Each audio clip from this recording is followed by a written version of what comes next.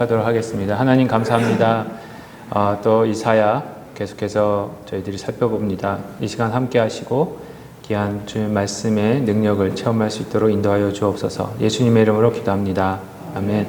오늘은 이사야서 6장입니다. 오늘은 이사야서 6장 보도록 하겠습니다. 이사야서 6장은 이사야가 소명을 받는 장면입니다. 그래서 제목을 거룩하신 하나님의 앞에 선 사람의 응답. 그러니까 이사야가 거룩하신 하나님을 만나는 장면입니다. 저번에도 말씀드렸지만 1장부터 5장까지는 그 시대의 이스라엘 백성들이 어떻게 타락했는지에 대해서 저희가 봤습니다. 그래서 저번 주까지는 4장까지 봤는데 5장도 같은 비슷한 내용이라 건너뛰고 6장으로 바로 넘어왔습니다. 그래서 오늘은 이사야가 하나님 앞에서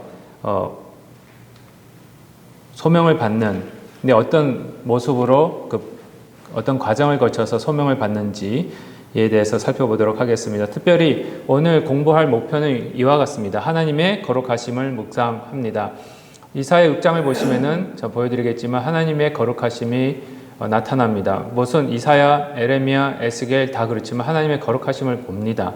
그 하나님의 거룩하심이 그 시대에 거룩하지 못한 이스라엘 백성들이랑 너무 대조적으로 나타나고 있음을 보여주고 있습니다. 하나님은 거룩하시지만 이스라엘 백성들은 그렇지 못한, 늘 저희가 민수기에 지금 설교 주일 예배 동안 계속 보고 있지만 사실 원래는 하나님께서는 이스라엘 백성들도 거룩하게 하시기 위해서 부르셨는데 그 거룩하심을 이스라엘 백성들은 거부하고 다른 길로 우상 숭배를 했던 모습들이 여기 있습니다. 근데 하나님은 여전히 신실하게 거룩하신 모습으로 이스라엘 백성들에게 다가가고 계심. 어두움이 짙을수록 빛이 점점점 밝게 느껴지듯이 거룩함이, 이스라엘 백성들의 거룩함이 더더욱 어두워질수록, 없어질수록 하나님의 거룩하심이 더 두드러지게 밝게 나타나고 있다는 것을 알 수가 있습니다. 두 번째는 인간의 죄성을 인식하는 겁니다. 이사야가 딱 하나님의 거룩함을 딱 보고 나니까 자기가 죄인임이 느껴지는 거예요. 그것이 좀 필요합니다. 소명 받기 전에 일어나는 사건이 바로 하나님의 거룩하심을 인식하게 되고 그 앞에 선 나의 모습이 보이게 되고, 그렇게 보였을 때에 죄의 모습이 드러나면서 회개하는, 그렇죠? 이사야가 모습이 회개하는 건데 그 모습이 나타나게 됩니다. 그거 없이는 하나님이 일을 맡기시지를 않습니다. 일을 시키지를 않습니다.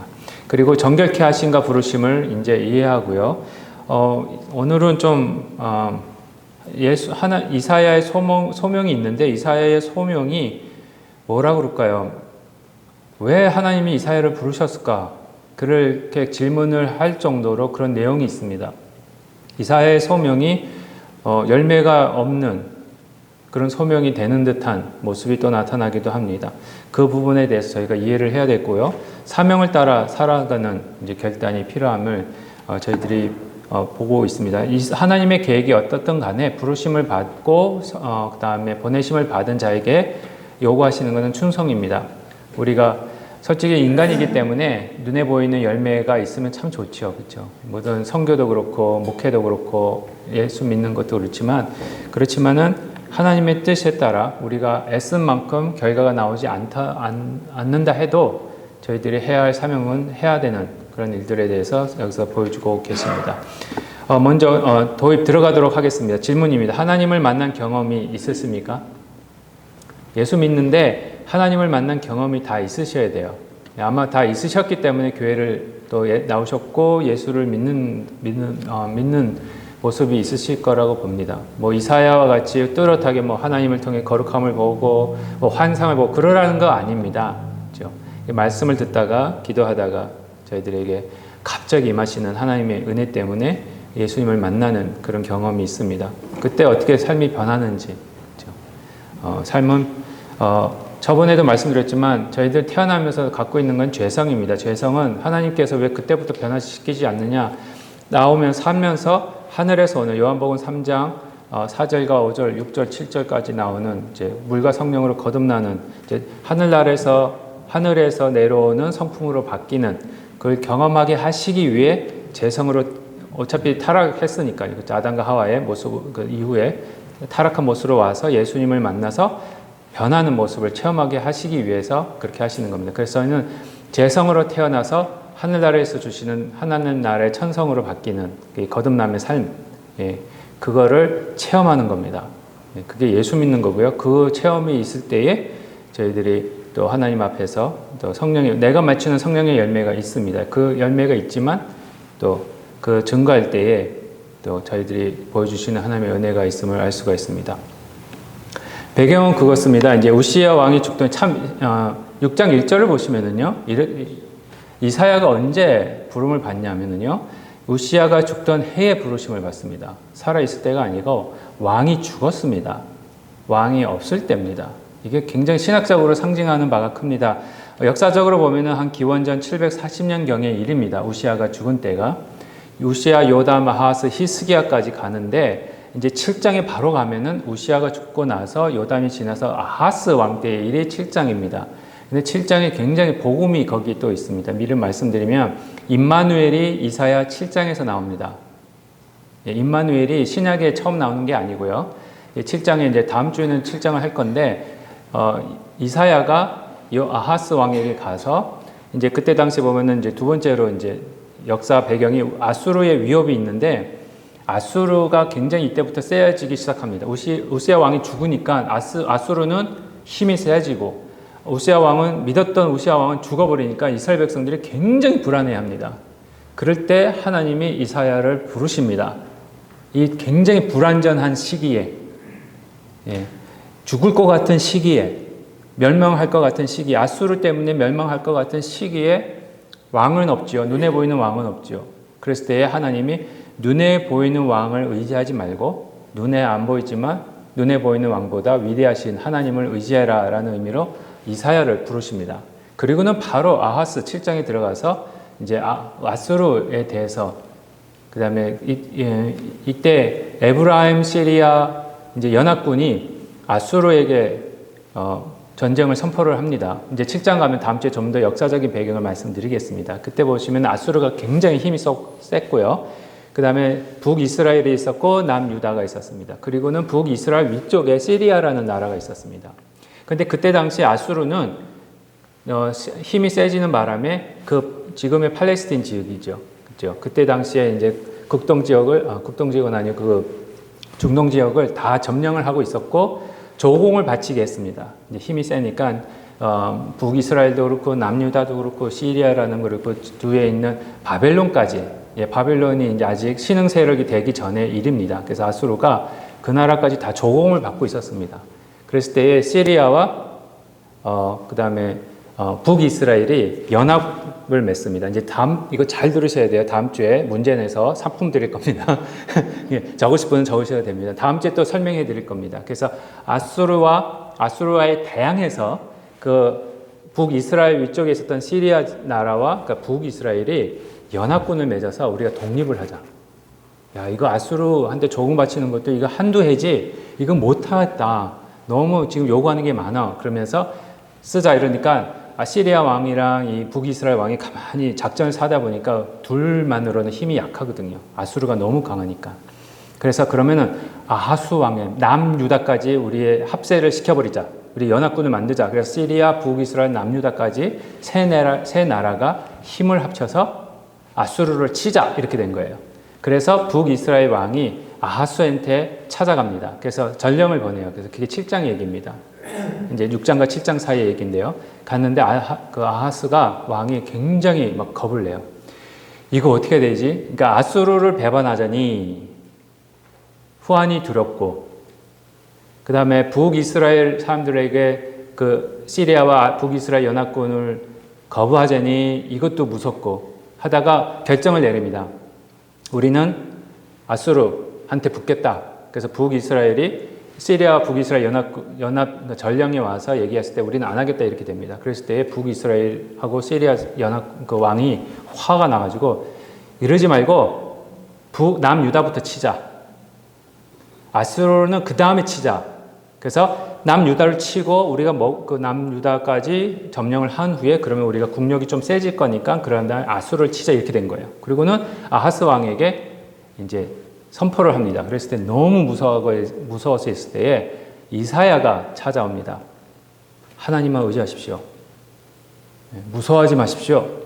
전능하신 하나님이 당신의 왕이 되시는데, 이 나라의 왕이 되는데 왜 이렇게 무서워합니까? 그랬을 때에 하나님이 이 북이스라엘과 시리아의 손에서 남유다와 아하스 당신을 구하실 겁니다. 그 사인으로, 표시로 처녀가 잉태하여 아들을 낳을 건데, 이게 이사야 7장 말씀이에요. 네. 아들을 낳을 것인데, 그 다음 주에 할 겁니다. 아들을 낳을 것인데 그 아이가 젖을 떼기 전에 이 일이 이루어질 것이다. 그러면서 확실하게 딱 주시는 네 가지 말, 임마누엘을 이사야가 아하스한테 얘기를 합니다. 근데 아하스가 그 이 임마누엘을 믿지를 못해요. 그래서 결국에는 이사야의 말을 버리고 아수르한테 붙습니다. 결국에는 아수르가 연합군, 그러니까 북이스라엘과 시리아 연합군을 무찔러 주긴 해요. 그래서 남유다를 살려주긴 하는데, 이때부터 행복국 불행 시작입니다. 아수르가 더 간섭을 하는 거예요. 자기가 애들이 살려줬으니까. 아예 종으로 삼아버립니다, 남유다를. 이때부터 남유다가 굉장히 힘들어집니다.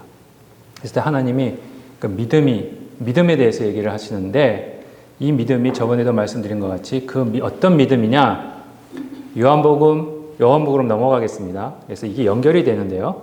그래서 믿음이 없이는 믿는 자로서 하나님의 영광을 볼 수가 없다, 이런 말씀을 이사야 7장에서 말씀을 하십니다. 임마누엘을 분명히 주셨는데 왜 임마누엘을 못 믿냐? 그거예요. 그랬을 때에 하나님 심판이 임하시는데, 그래서 결국에는 남유다가 바벨론한테, 그렇죠, 이제 멸망을 하는데, 그게 쭉 내려가다 그 얘기가 예수님 시대 때도 똑같이 이루어집니다. 그래서 믿음이라는 게 뭐냐면, 힌트만 드릴게요. 이제 to be continue를 해야 다음 주에 기대가 돼서 하는데, 요한복음 3장에 보시면 니고데모가 나옵니다. 그렇죠? 근데 질문이 생기셔야 돼요. 니고데모가 딱 와서 예수님이 당신이 하시는 사인을 보니까, 표적을 보니까 이거는 보통 사람이 아니라, 보통 사람이 할 수 있는 게 아니고 당신은 하늘에서 온 사람인 줄 우리가 알겠습니다. 그랬을 때에 예수님이 동문서답을 하십니다. 질문한 거 없어요. 니고데모가 질문도 안 했고요. 그냥 예수님이 당신이 하시는 표적 보니까 당신은 특별한 사람인 것 같고 하늘에서 온 우리가 기대하던 메시아인 것 같습니다. 이렇게만 얘기했어요. 그랬을 때 예수님이 내가 진실로 진실로 너에게 이르노니 사람이 거듭나지 아니하면 하나님 나라를 볼 수 없다라고 말씀하십니다. 그렇죠? 3절에서요. 그 다음에 5절에서 내가 진실로 진실로 너에게 이르노니 사람이 물과 성령으로 거듭나지 아니하면 하나님 나라에 들어갈 수 없다라고 말씀하십니다. 그럼 왜 갑자기 예수님이 니고데모가 찾아와서 예수님이 당신은 특별한 사람입니다. 당신은 하늘나라에서 온 사람 같습니다. 그랬는데 이런 대답을 하셨을까? 그건 2장에서 나옵니다. 2장과 3장을 다음 주에는요. 이사야 7장 하면서 2장과 3장을 보시는데 여러분 장절을 무시하십시오. 2장 1절부터 3장까지 한 이야기로 쭉 읽으셔야 돼요. 그래 이해가 돼요. 여기 어마어마한 비밀이 있습니다. 그건 다음 주에. 예, 어마어마한 2장과 3장, 7장과 2장, 요한복음 2장과 3장을 연결하면서 그냥 한 얘기로 다 읽으셔야. 그때 가서 다시 말씀드리겠습니다. 저희가 성경 읽을 때 너무 1장, 2장, 3장 끊어버리니까 이야기를 끊어서 읽어요. 그러시면 안 됩니다. 예, 옛날에 초기에, 지금 우리 원본은 없지만 성경이 원본이 있을 때는 솔직히 장절이 없었습니다. 특별히 히브리어는 띄어쓰기도 안 돼 있어요. 예, 그냥 다 붙었어요. 띄어쓰기도 안 돼 있고, 마침표도 없고, 심표도 없고, 아무것도 없어요. 심지어 모음도 없었습니다. 자음만 쫙 있는데 그걸 읽고 다 은혜 받고 구원받았어요. 근데 지금은 장절이 생겨버리고, 모음이 생겨버리고, 띄어쓰기를 하고 이러는데 더 편하게 해주셨는데도 우리가 참 읽기가 안 돼요. 저번에도 말씀드렸지만. 그렇죠? 근데 다음 주는 장과 절 끊어서 읽지 마시고, 그거 다 무시하고 한번 2장부터 3장까지 요한복음, 그리고 이사야 7장을 먼저 보시고, 다음 주에는 그렇게 보면서 과연 임마누엘이 요구하는 모습이 뭔가, 그렇죠? 이사야를 통해서 아하스에게 주셨던 임마누엘의 의미와 지금 신약시대에 살고 있는 예수님을 통해서 임마누엘을 주신 우리 하나님의 뜻인 같은 뜻인데, 과연 그 임마누엘이 우리에게 주시는 의미가 무엇인지를 다음 주에 보도록 하겠습니다. 네, 다음 주는 빠지지 마십시오. 될 수 있는 대로. 안 계신 분들은 지금 녹화돼 있으니까 그걸로 보시면 될 것 같습니다. 그래서 이제 아수로 위협이 이렇습니다. 그래서 이런 역사적인 배경이 있다는 거, 그 다음 주에 또 말씀드리겠습니다. 그랬을 때 하나님께서 이사야를 부르시면서 이제 임마누엘의 메시지는 아니지만 다른 메시지를, 예수님이 사용하셨던 메시지를 또 줍니다. 구조는요, 이렇게 이제 1절부터 4절까지는 환상입니다. 하나님을 만나는 겁니다. 우리는 환상은 아니지만 말씀을 통해서 예수님을 만나셔야 됩니다. 저번에도 말씀드렸죠. 믿음은 저희는 종교가 아니라 관계라는 겁니다. 관계입니다. 아주 긴밀한 인격적인 만남이 필요합니다. 이사야가 인격적으로 탁 하나님을 만나버리니까 완전히 변해요. 그래서 5절에는 이사야의 죄 고백이 나타납니다. 이게 반응이에요. 이런 반응이 나타날 수밖에 없습니다. 죄인이, 왜냐하면은 캄캄한데 갑자기 빛이 들어오면은 어둠이 확 사라지듯이 죄로 가득 찼는데 그때는 깜깜한 가운데 있어서 눈이 가려져서 내 죄가 죄로 안 보일 때였는데 빛이 쫙 비치니까 아까도 말씀드렸죠. 7가지 사랑이 들어오니까 내가 이런 사랑을 받을 만한 자가 아닌데 깨달아지게 되는 거예요. 내가 이런 어둠이 있었구나. 내가 이런 죄인이었구나. 이러니까 예수님을 만나자마자, 하나님을 만나자마자 팍 터져버리는 게 이제 회개입니다. 그냥 땅을 치면서 이제 변화되는 거죠. 그랬을 때 하나님이 정결하게 하시고요. 깨끗하게 해주시고 소명을 주십니다. 그랬을 때에 9절부터 13절까지는 파송과 심판, 그 다음에 남은 자의 모습이 나타납니다. 한번 이제 1절부터 4절까지 간단히 한번 보도록 하시겠습니다. 보좌에 앉으신 하나님, 보좌에 앉으신 하나님의 형상을 봅니다. 엄청나게 이제 위대하신 분이신데 스랍들의 찬양이 있습니다. 천사들입니다. 그렇죠? 천사들이 날개가, 거기 성경에 보시면 날개가 3개가 달려 있습니다. 그러니까 상중하로 이렇게 등에 날개가 3개가 달려, 진짜 천사가 그렇게 생긴 건 아니고요. 이제 이사야가 보는 환상입니다. 환상인데 맨 밑에 있는 날개 2개로는 발을 가리고, 그다음 중간에 있는 날개로는 날르면서, 그리고 맨 위에 달려있는 2개의 날가지는 얼굴을 가리고는 거룩하다, 거룩하다, 거룩하다, 거룩하다 3번을 얘기를 합니다. 3번. 완벽한 숫자입니다. 하나님이 그렇게 거룩하시다는 것을 천사들이, 수랍들이 찬양을 합니다. 그랬을 때 성전의 흔들림과 연기, 이제 하나님의 영광의 임재를 여기서 볼 수 있습니다. 여기서의 핵심적인 거는요, 절대적 거룩입니다. 우리 하나님은 그렇죠? 거룩하시고 거룩하시고 거룩하시고 흠 잡을 데가 없습니다. 굉장히 구별되신 분입니다. 그래서 죄인들이 가면은 왜 그런 거 있잖아요. 그렇게 생각하시면 될 것 같아요. 태양이 있는데 태양을 가까이 가면은 태양을 가까이 갈 수가 없습니다. 맨눈으로 볼 수도 없습니다. 태양을 보면 눈이 없어지는 거면요, 상하든지 아니면 가까이 갈수록 그게 너무 뜨거워가지고 물체가 다 녹잖아요. 그런 식이라고 생각하시면 돼요. 그래서 지성소에 들어갈 때 저희는 원래 거룩하지 않기 때문에 아무나 들어가 버리면 큰일 나는 거예요. 바로 그 자리에서 즉사를 시키십니다. 그래서 저번에도 늘 말씀드리는데 제가 상품을 안 가져왔네. 오늘은 그냥 하겠습니다. 죄송합니다. 오늘은 공의와 정의가 실현이 안 되는 다음 주에는 공의와 정의를 꼭 실현하겠습니다. 상품을 갖다 놓고 상을 드리도록 하겠습니다. 혹시 기억나시는지 모르겠는데, 그래서 지성소는 딱 1년에 한 번에 대제사장만 들어갑니다. 제사장들 중에서 한 명을 뽑고 그 사람이 1년 동안 대제사장의 역할을 하는데, 이제 1년에 딱 한 번 지성소로 들어갑니다. 평소에는 어디서 하느냐? 제사장들이 성소에서 합니다. 그리고 백성들은 그 뜰에 보면은 이제 불태우는 도 있고, 거기서 다 동물도 잡고, 그래서 거기서 이제 옛날 이제 성전이 세워지고 나서는 실로암까지 가서 물을 떠다가 성전, 한번 생각해 보십시오. 거의 일주일에 몇 번씩 그 피를 흘려야 되거든요. 이게 저희가 성경처럼 우리처럼 뭐 일주일에 한 번씩 모여서 예배하고 그랬겠지, 그게 아니고 거의 매일 짐승이 나간다고 생각하시면 됩니다. 그러니까 피 비린내가 이 성전 안에는 엄청나게 컸어요. 그걸 씻어 내려야 되잖아요. 그러니까는 이제 예루살렘에서는 실로암까지 가서 물을 길려다가 씻는 성전 뜰에서 그런 작업이 있었습니다. 근데 그 피를 가지고 1년에 한 번씩 지성소로 들어가는데, 대제사장이 먼저 자기 죄를 씻고 이제 제사를 드리고, 그다음에 다른 백성들의 죄를 담긴 죄를 회개하기 위해서 피를 담긴 그 글을 따고 지성소로 들어가는데 지성소로 들어갈 때에 몸에 차고 들어가는 두 가지가 있습니다. 뭐겠습니까? 예? 방울. 그렇죠? 그리고 방울 차고 들어가고요. 끈을 메고 들어갑니다. 예, 끈을. 그러니까는 왜냐하면은 밖에서 만약에 대제사장이 자기는 정결하다고 했는데 하나님 보시기에 얘는 들어오자마자 죽여야겠다 생각하시는 대상이 있을 거예요. 예를 들어서 이제 아론의 두 아들처럼 하나님이 원하시지 않는 불을 가지고 들어갔을 때 그 자리에서 죽었거든요. 그렇게 됐을 때 죽었는지 살았는지 모르겠는 거예요. 그랬을 때 방울 소리가 계속 나면은 살아있는 겁니다. 근데 방울 소리가 한동안 안 나면 죽은 거예요. 근데 죽은 사람을 시체를 끄집어내야 되잖아요. 근데 또 시체를 끄집어내려고 들어가면 그 사람도 죽어요. 그래서 들어갈 때에 끈을 허리에 메고 바깥에서 사람들이 잡고 있습니다.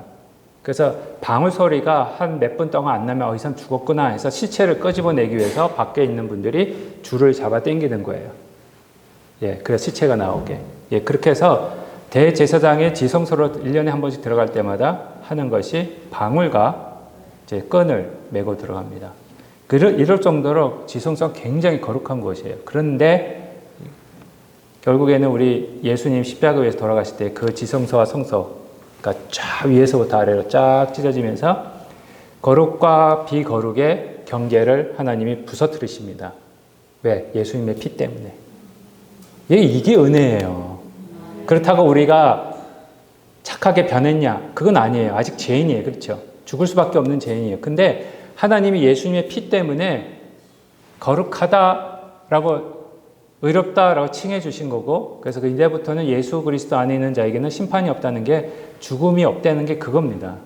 예, 앞으로도 그렇고 이게 은혜예요. 근데 아직 구약시대 때는 그게 없는데 절대적 거룩이 우리 지금이나 그때나 똑같습니다. 근데 우리는 예수님 때문에 담대히 하나님을 아버지라 부르는 거고 그때 당시에는 아직 예수님 오시기 전에 그냥 앞으로 오실 메시아를 믿는 믿음으로 살아갔기 때문에 아직 이런 하나님의 거룩하심이 그들에게는 어떻게 보면 두려움으로 남아있는 경우가 있었습니다. 그리고 나서 하나님의 거룩을 딱 보니까 아까도 말씀드린 것 같이 이사야가 나 자신이 보이기 시작하는 거예요. 화로다. 난 이제 죽었구나. 하나님을 딱 보니까 너무 떨리는 거예요. 이렇게 거룩하신 분이 앞에 계시다니. 그러니까 나는 죽었구나 이렇게 생각하는 거예요. 화로다가 그겁니다.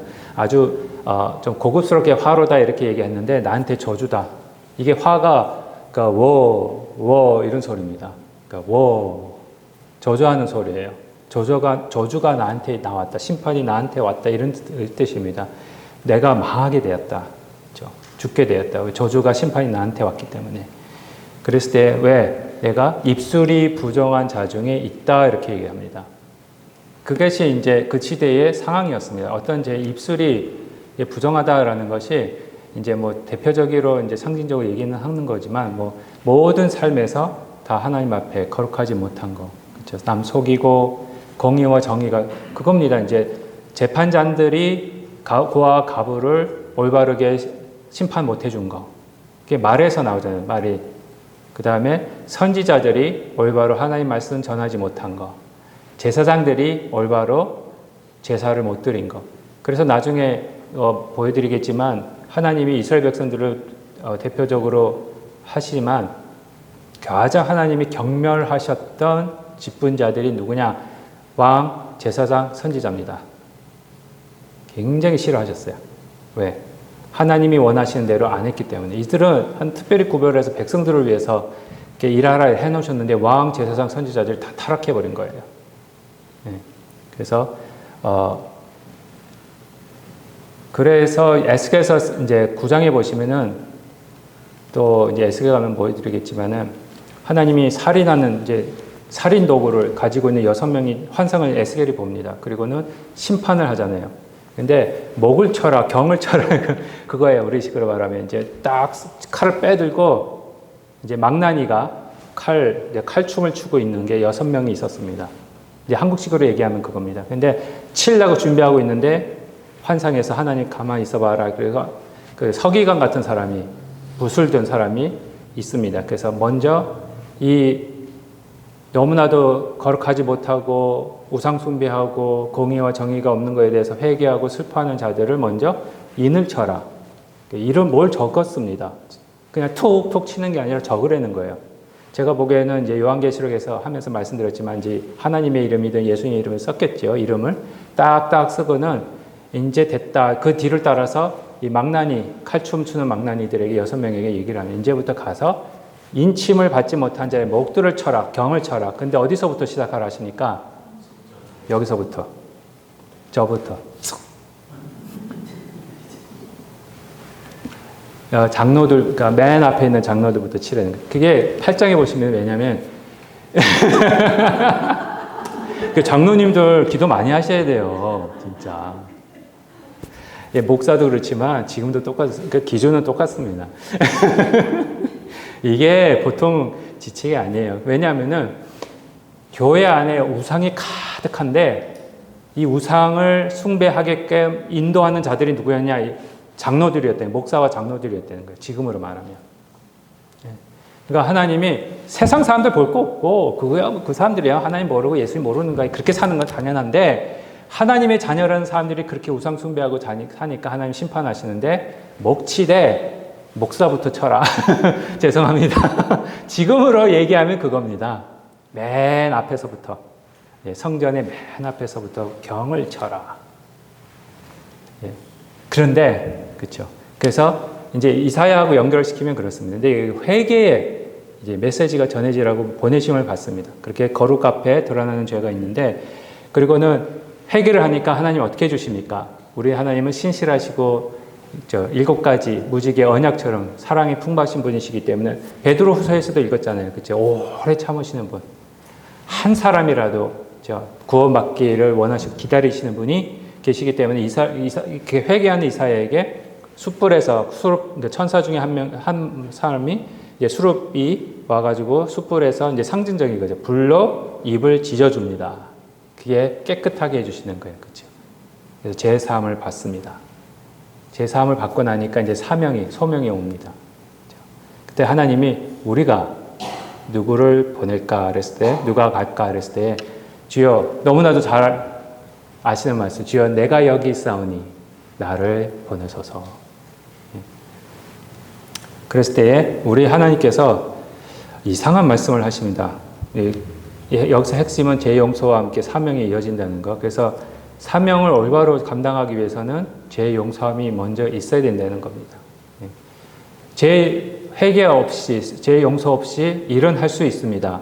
근데 그거는요, 모래 위에 집을 짓는 겁니다. 여러 가지 모습이 있겠지만, 그러나 회개한 후에, 예수님을 인격적으로 만난 후에 소명을 받고 하는 거는 그야말로 말씀대로 순종하는 반석 위에 집을 짓는 그런 모습들이 있는데, 근데 이제 제가 굉장히 주여 하나님 왜 이렇게 하셨습니까? 라고 질문을 감히 드릴 수 있는 게 9절부터 나옵니다. 뭐라 그러시냐면은 백성은 듣고도 깨닫지 못한다. 가라. 내가 너를 보낼게 하지만 여기 보시면 이렇게 이제 9절과 10절에 이런 말씀이 있습니다. 너 여호와께서 이르시되 가라. 이 백성에게 이르기를 너희가 듣기는 들어도 깨닫지 못할 것이고 보기는 보아도 알지 못하리라. 이 백성의 마음을 둔하게 하고 그들의 귀가 막히고 그들의 눈이 감기게 하라.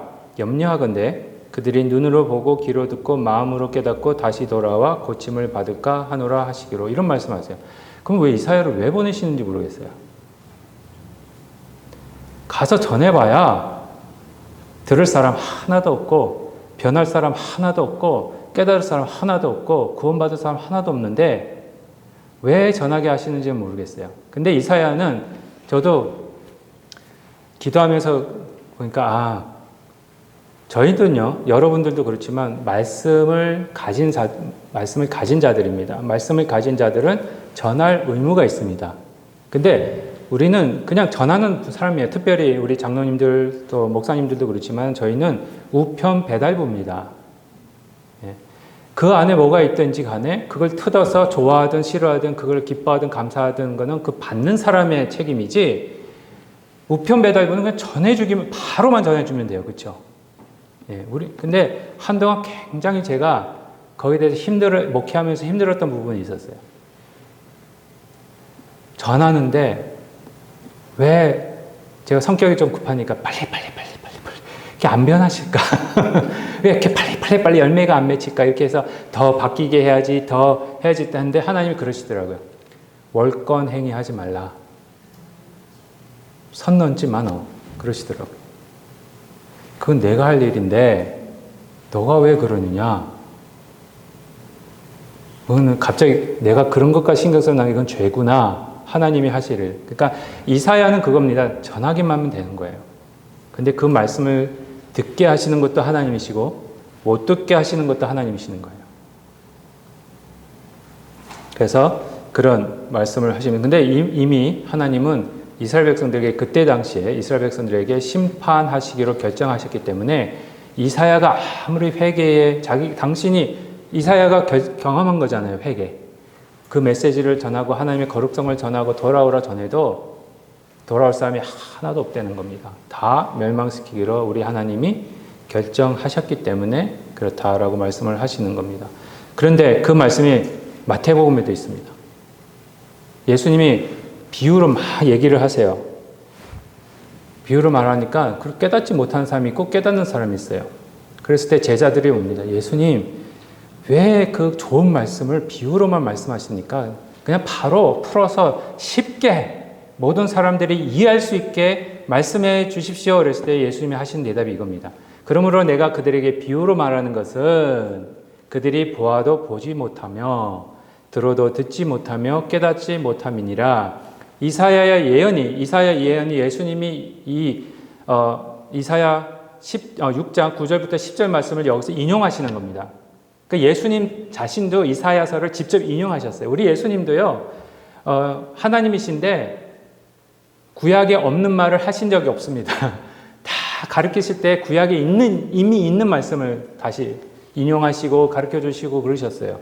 이사야 예언이 그들에게 이루어졌나니 일렀을 때 너희가 듣기는 들어도 깨닫지 못할 것이요 보기는 보아도 알지 못하리라. 이 백성들의 마음이 완악하여져서 그 귀는 듣기에 둔하고 눈은 감았으니 이는 눈으로 보고 귀로 듣고 마음으로 깨달아 돌이켜 내게 고침을 받을까 두려워함이라. 이게 심판입니다. 심판하시기로 결정하셨다는 거예요. 그러나 너희 눈은 봄으로 너희 귀는 들음으로 뭐라고요? 복이 있도다. 이게 축복입니다. 그렇죠? 오늘 민수기에서도 축복에 대해서 말씀을 드렸지만은 하나님이 지켜주시고 은혜를 베푸시고 평화를 주시는 게 하나님과의 관계가 하나님의 말씀이 들리고 보이기 시작하는 겁니다. 요한복음 12장 40절에서도 비슷한 말씀을 많이 하십니다. 많은 표적을 그들 앞에 행하셨지만 그들이 믿지 않으니까 예수님이 이 이사야서 말씀을 똑같이 또 요한복음에서도 하세요. 그때 이 심판에 대한 말씀이 그렇죠. 굉장히 이제 무서운 말인데 솔직히 말씀이 깨달아지지 않으면 뭐가 안생입니까? 그게 왜 심판입니까? 말씀을 아무리 들어도 깨닫지 못하고 아무리 읽어도 이해하지 못하면 그게 뭐가 안 생깁니까? 믿음이 안 생겨요. 그래서 심판이에요. 말씀을 들음으로.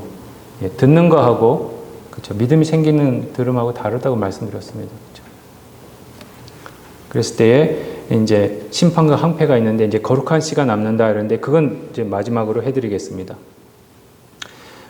그리고 그랬을 때에 이제 11절 이사야 6장 11절부터 13절까지 이사야가 물어봅니다. 하나님, 그럼 언제까지 그 이스라엘 백성들의 눈과 귀를 막으시겠습니까? 언제까지 그들을 심판하시겠습니까? 언제까지 그들에게 복음이 전파되지 않게 하시겠습니까? 그랬을 때에 하나님이 하시는 말씀이 모든 성읍들이 황폐하고 주민이 없고 가옥들에는 사람이 없고 토지는 황폐하게 될 때까지.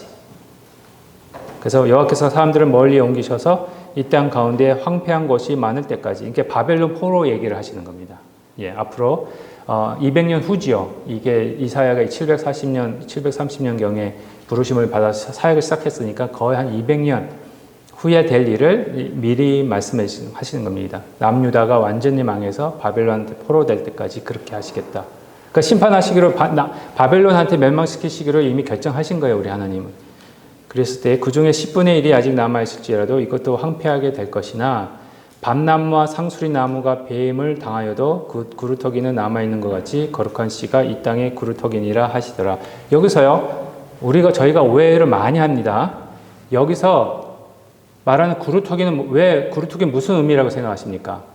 거룩한 씨가 구루터기가 남아 있는 것 같이 이 거룩한 씨가 이 땅의 구루터기가 된다 하시는데 첫 번째 구루터기, 그렇죠? 배임을 당하여도 그 구루터기는 남아 있다 그랬을 때 그 구루터기가 좋은 의미입니까? 나쁜 의미입니까? 좋은 의미다, 그렇죠? 저희가 그렇게 생각하였습니다. 아니에요. 나쁜 의미입니다. 제가 잘 설명해 드릴게요. 이거는 제가 혼자 한 게 아니고요. 구약 학자들 사이에서 이미 의견을 나눈 거기 때문에 말씀을 드린 겁니다. 첫 번째 구루터기가 있고 두 번째 구루터기가 있습니다. 여기서 말씀드리는 이 첫 번째 구루터기, 다 안 나오네요. 밤나무와 상수리 나무가 배임을 당하여도 그 구루터기, 이 구루터기는 밤나무와 상수리 나무의 구루터기입니다. 근데 구약시대에 보시면은요, 이 밤나무와 상수리 나무는 어디에 쓰였느냐? 우상을 만들 때 사용된 나무들입니다. 특별히 호세아 4장 13절에 보시면은요, 그들이 산 꼭대기에서 제사를 드리고 작은 산 위에서 분향하되 우상을 섬기는 겁니다. 참나무와 버듭나무와 상수리나무, 그러니까 밤나무와 버듭나무와 상수리나무 안에서 그 나무 그늘이 좋아서 여기서 모여서 그들이 음행하고 며느리들이 간음한다 이러면 우상 숭배를 한다는 얘기예요. 하나님이 이 땅을 다 멸망시키셨는데 나무 같은 밤나무와 상수리나무를 다 잘라버리셨어요. 우상 숭배하는 걸 다 잘라버리셨어요. 근데 구루터기는 남았다는 겁니다. 그래도 남은 자들 중에 여전히 우상 숭배를 하는 자들이 있을 거다라는 말씀입니다. 첫 번째 구루터기는 그겁니다. 그게 나쁜 거예요. 우상 숭배가 남아있을 거라는 겁니다. 아직은. 그렇지만 우상 숭배가 남아있는 것 같이 하나님은 그 대응해서 뭘 남겨두십니까? 뭘 보내주십니까? 거룩한 씨를 보내주십니다. 그게 또 다른 구루터기가 돼요. 그러니까 첫 번째 구루터기와 이 구루터기는 다른 구루터기입니다. 첫 번째 구루터기는 밤나무와 상수리나무의 구루터기. 이거는 우상 숭배가 계속 남아있는 상황. 아예 여러분도 혹시 큰 나무 잘릴 때에 기계가 와서 뿌리까지 구루터기가 다 뽑아내는 그런 거 보신 적 있으실 거예요. 근데 하나님 아직 그렇게 안 하셨어요. 우상 숭배의 구루터기에 남아있게 하셨어요. 그건 나중에 이제 종말에 가서 먼저 해결하실 일이고, 그렇지만 그 옆에 다른 구루터기, 거룩한 씨. 우상 숭배, 그 나무 구루터기마저 없앨 구루터기를 하나님이 예비하셨다라고 얘기하시는 거예요. 그게 예수 그리스도십니다. 그래서 예수님이 오셔서 저에게 속에 있는 우상 숭배의 구루터기, 잔류, 그렇죠? 남아 있는 우상 숭배마저 다 없애시는 그런 역할을 하시는 겁니다. 마지막으로 오늘 이사야 6장에서는 하나님의 거룩성을 보고 인간의 죄성이 나타나고요. 그 다음에 하나님이 어떻게 속죄하시고 정결하게 하시고 사명을 주시는지 파송하시는지. 그리고 말씀을 들을 때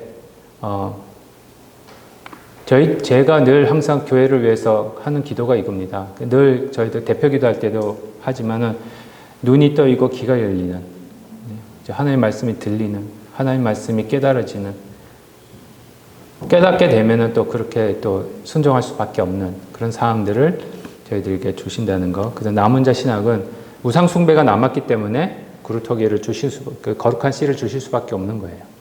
앞으로 이제 나옵니다. 그게 구체적으로 거룩한 씨가 7장에 가서는 임마누엘로 나옵니다. 그러니까 이사야부터 에레미야, 에스겔까지 이 임마누엘의 거룩한 씨의 모습들이 점점 커집니다. 확장돼서 이제 계시가 됩니다. 그게 이제 신약에 가서는 예수님으로 인해서 이루어진 것을 말씀하고 계십니다. 그래서 이사야 6장 너무 이제 짧은 시간에 이렇게 말씀을 드렸지만 이렇게 기억하시고 7장에 가서 이제 또 더 말씀을 드리도록 하겠습니다. 오늘 여기까지 하고요. 기도하고 마치겠습니다. 하나님 감사합니다. 말씀을 통해서 저희들이 또 하나님의 거룩한 계획을 바라보게 하시니 감사합니다. 내일부터 살아가는 이 한 주 동안에도 승리하게 하시고 오직 주님만을 바라보는 저희들 될 수 있도록 인도하여 주옵소서. 예수님의 이름으로 기도합니다. 아멘. 네, 수고하셨습니다.